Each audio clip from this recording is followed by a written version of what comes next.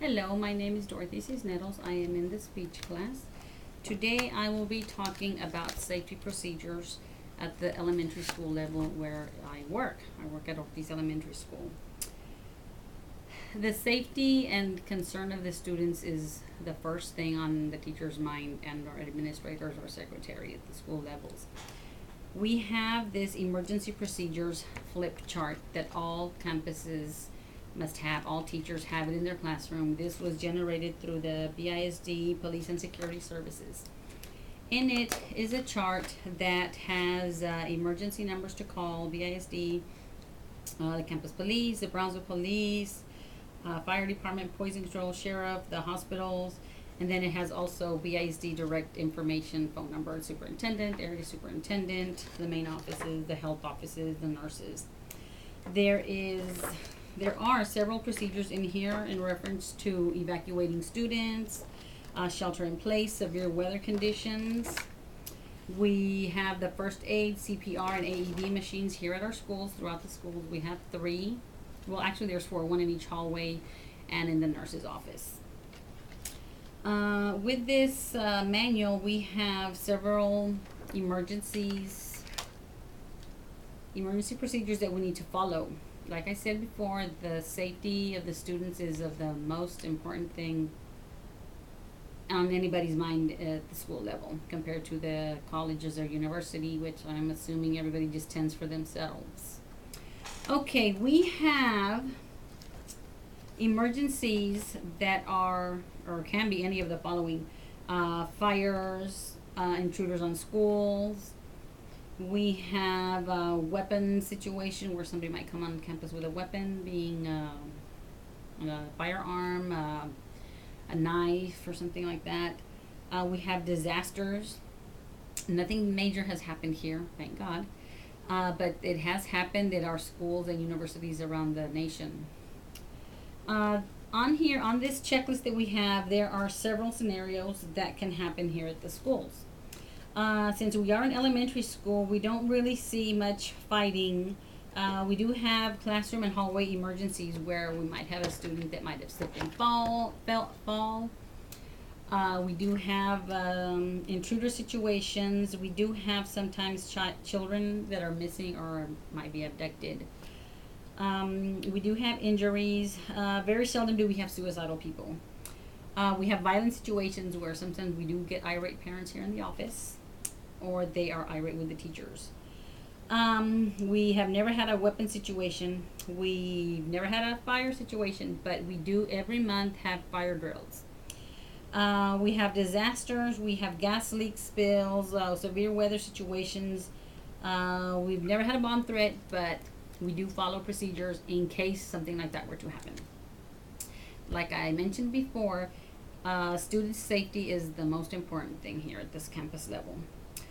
If there is a fire drill, which is the most common that we have every month, and hopefully we will never have an actual fire, but if it were to happen, of course the fire alarm goes off.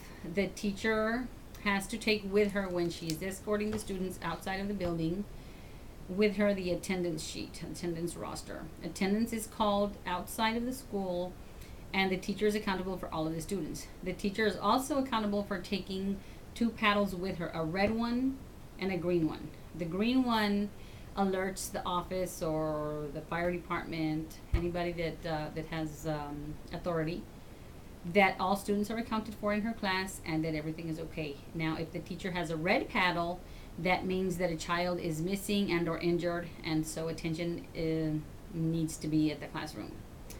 After that, well, everybody is brought back to the school, or the parents pick up the students, and that's the last of the situation. If we have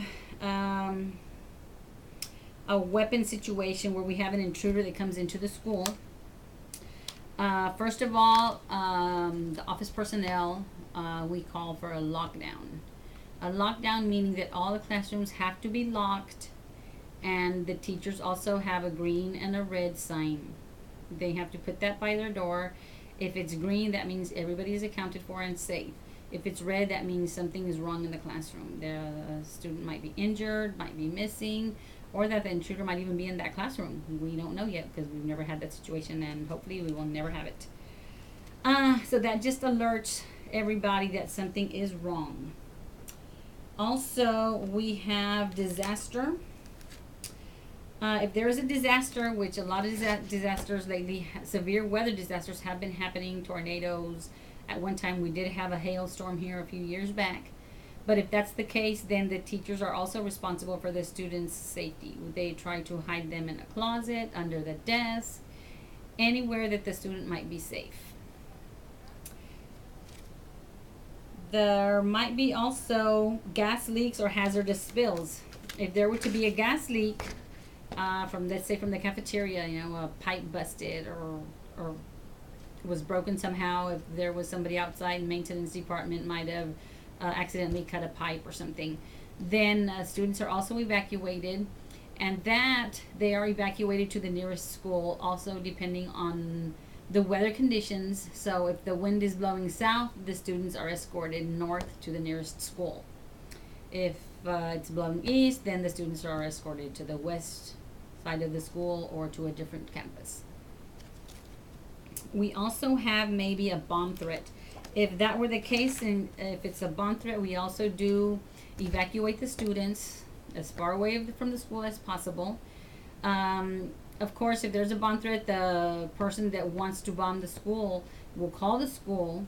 So the person that answers the call has to be aware of the situation.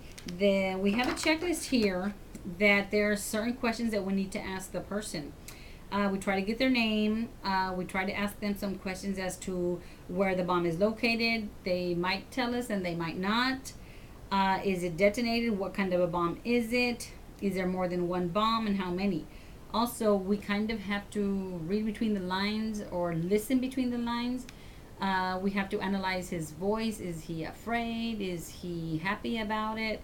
We have to we need to kind of read his mind or read his thought, even though we don't see him, but we are talking to him. We have to be able to know if it was a male or a female, if he's young or old. Does he have an accent? What does the person sound like? Also, we have to be aware of any background noises that he might be calling from a payphone. He might be calling from a cell phone.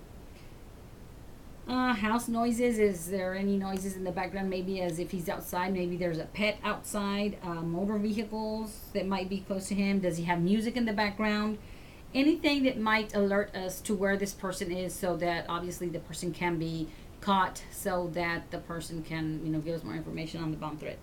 Also, the name of the person that is receiving the bomb threat. The title, the address, the time, of course, all of that is very important. This checklist will then be turned over to the authorities once they are here at the school. If they are here at the school, they will need a school map. Once they get a school map, then they kind of know the location of everybody that is at the school. And that concludes my speech for today. Thank you.